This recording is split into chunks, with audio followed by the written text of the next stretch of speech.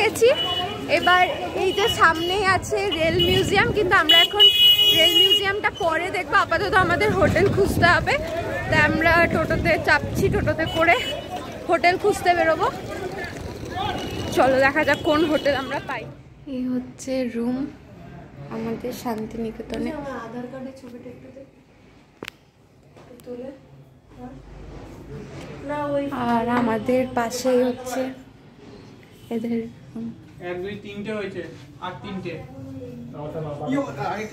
কেমন হয়তো পছন্দ হয়েছে রুমটা? মানে এরকম রুম আমি ভাবতে পারি না ভাই, কল্পনা না সত্যি রুমটা ভালো। এই রুমটা অনেক পুরনো, চেয়ার গুলো পুরনো। পার হেড ওর ওই 800 অ্যাপ্রক্স 800 এর মধ্যে পড়েছে। পার হেড না, এই সরি মানে পার রুম। ও সবাই জানে আমার দর্শকরা আমি একটু ওরকম আছি। সুন্দর রে রুমগুলো। এই হচ্ছে বাথরুম। বাবারে তোদের বাথরুম তো বেডরুম হয়ে গেছে রে। রুম খোঁজার পরে আমরা সবাই ফ্রেশ হয়ে বেরিয়ে পড়েছিলাম শান্তিনিকেতনের সমস্ত যা যা টুরিস্ট স্পট আছে সেগুলো দেখার উদ্দেশ্যে। আমরা 2 দিন ছিলাম ওখানে, তাই 2 দিনে দেখেছিলাম। আর টোটো ভাড়া পড়েছিল 2 দিনে 1400 কি 1500 টাকা মতো, ওই 1400 মতো পড়েছিল 2 দিনে সমস্ত টুরিস্ট স্পট দেখানোর জন্য। আর প্রথমেই টোটো কাকু আমাদের নিয়ে গেছিলো এই যে জায়গাটা তোমরা দেখতে পাচ্ছ, সেটা হচ্ছে সৃজনী পল্লী। অসাধারণ জায়গা, মানে এটা যেটা দেখছো এটা হচ্ছে পুতুল ঘর। যদিও আমরা পুরোটা ঘুরে দেখতে পারিনি, কারণ আমাদের না আইডি কার্ড ডাউনলোড নিয়ে প্রবলেম হচ্ছিল।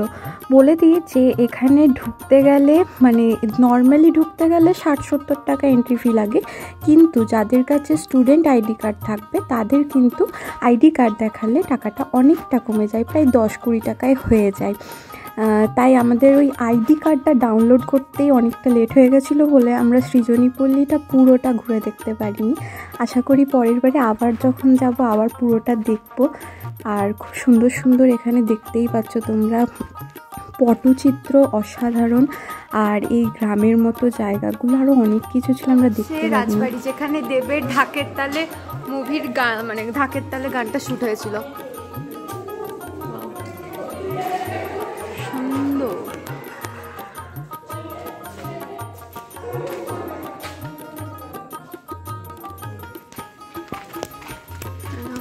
রানী রাসমণির শুটিংটা হয়েছিল, তাই তো বললো, এটাই মনে।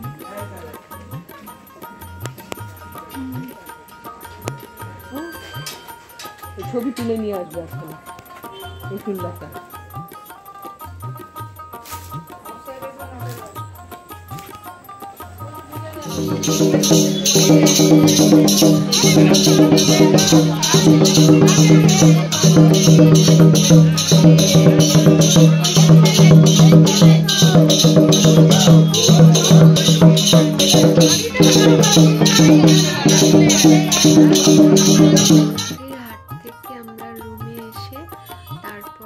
স্নান করে যাইনি, সে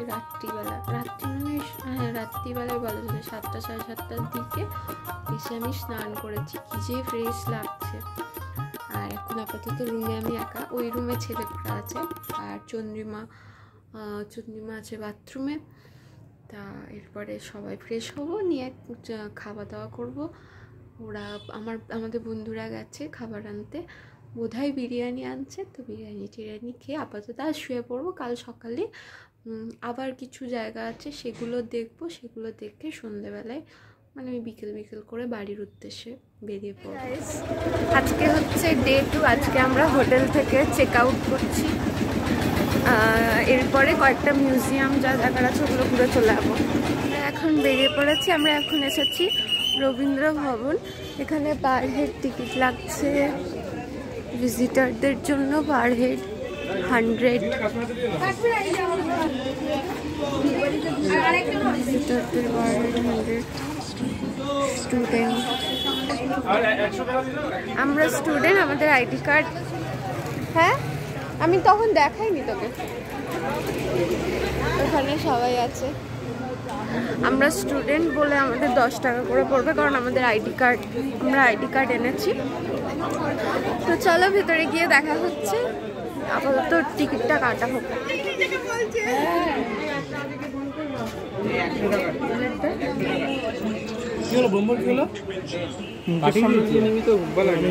আমি ব্লগ করছি কিন্তু ও বলে এরকম কোনো কথা নেই। কিছু বলবি চন্দিমা? এখানে এসে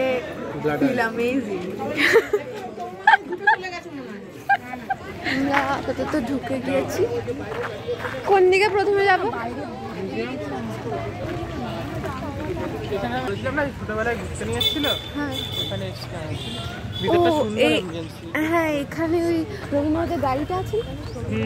রবীন্দ্রনাথের যত যাবতীয় জিনিস এর মধ্যে আছে। এটা তো জোড়াসাঁকো ছিল। এই মনে আছে দেব, আমাদের জোড়াসাঁকো যাওয়ার কথা ছিল একবার। যাবি না? যাবো তো। কখন? কালকে। কালকে মানে ভালোই আছে। আজকের দিনটা তো ইউটিলাইজ হলো না, ওখানে আজকে জোড়াসাঁকো। হ্যাঁ, জোড়াসাঁকো করে সবার মন ভালো হয়ে যাবে। জোড়াসাঁকোতে ভালো ফটো আসবে। জোড়াসাঁকো চ। জোড়াসাঁকো ওই কলকাতায় এইটুকু ভাই। তোরা নাকি আমার বাংলা মিডিয়ামের স্টুডেন্ট, তোরা নাকি বাংলা ভালো করে পড়িস। হ্যাঁ, জোড়াসাঁকোর বাড়ি কোথায় সেটাও জানিস না। জোড়াসাঁকোর বাড়ি তুই কেমন জানিস সেটা বোঝা গেল। আমরা বুঝে গেছি ও কেমন জানে, বোঝা গেছে। জানতিস? জানবো না। আর এরা এইভাবে লুকিয়ে লুকিয়ে খেলা দেখছে। সেটাই তো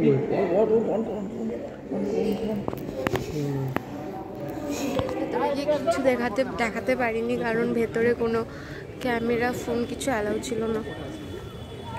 অন্য জায়গায় যদি যাই, আশা করি প্রত্যেকটা মিউজিয়ামেই ফোন অ্যালাউ নেই মনে হয়, তাই আমি দেখাতে পারছি না। আপাতত বাইরে থেকে এইটুকু দেখাতে পেরেছি, বাট ভেতরে খুব সুন্দর সুন্দর জিনিস। ওদিকে গাড়ি মানে ও গাড়ি আছে ভেতরে। তবে যা দেখেছি, কি দেখাচ্ছিস হয়তো বলতো? হ্যাঁ, কি দেখলি? বেশিরভাগটাই রবীন্দ্রনাথের লেখা চিঠিপত্র আর ইউজ করা জিনিসপত্র, যেমন জুতো, জ্যাকেট, টুপি, পেন, চশমা, টেলিফোন। হ্যাঁ, আগে আর আঁকার জিনিসপত্র। তারপর নেশা করার জন্য সিগারেটের অ্যাশট্রে ছিল। হ্যাঁ, অ্যাশট্রেটা ছিল। এটা বেশ সুন্দর।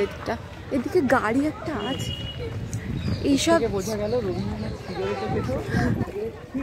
এইসব ছিল। আর বিভিন্ন গিফট করা, যেমন বাংলাদেশ থেকে, জাপান থেকে গিফট করা বিভিন্ন রকম জিনিসপত্র, এইসবই আছে মিউজিয়ামের ভেতরে। এরপর এইদিকে বললো যে গাড়ি না কি আছে, দেখা যাক কি আছে। কোথায় আছে? গাড়ি কোথায় আছে তো জানি না। সামনে কিন্তু অনেকটা জায়গা আছে, ওখানে ঘোরার জায়গা আছে, অনেকটা বড় জায়গা। আমি গাড়িটা দেখতেই এসেছি। ওই তো বললো এখানে ছবি উঠছে সবাই। ওরা খেলা দেখেই কাটাচ্ছে সারাদিন। কাল থেকে খেলা চালু হয়েছে, ওরা নামেই শান্তিনিকেতন এসছে, ওরা খেলা দেখেই যাচ্ছে সবাই।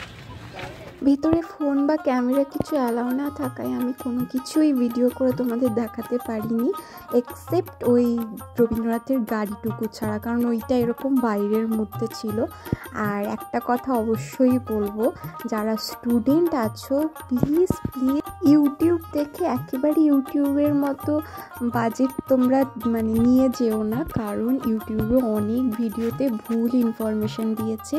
ওখানে বলা আছে 400 টাকায় রুম। হ্যাঁ আছে, ধর্মশালাগুলো 400 টাকায়, কিন্তু 400 টাকায় তোমরা পরিষ্কার রুম পাবে না, আর খাবারের দাম প্রচুর। এখন কবিগুরু রবীন্দ্রনাথ ঠাকুর এখানে এই কোপাই নদীর পাড়ে বসে কবিতা লিখতেন। তারপর এই সেই বিখ্যাত কোপাই নদী, শান্তিনিকেতনের একটা টুরিস্ট স্পটের মধ্যে একটা।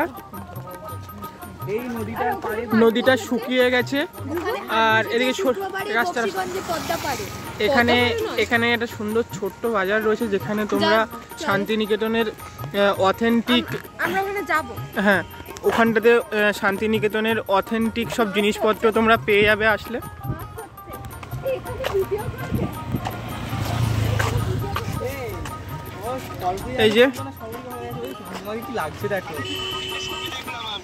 এই যে আমাদের ভিডিও কলে চলে এসছে আমাদের আর একটা বন্ধু, যে শরীর খারাপ হয়ে যাওয়ার কারণে আসতে পারেনি। কালু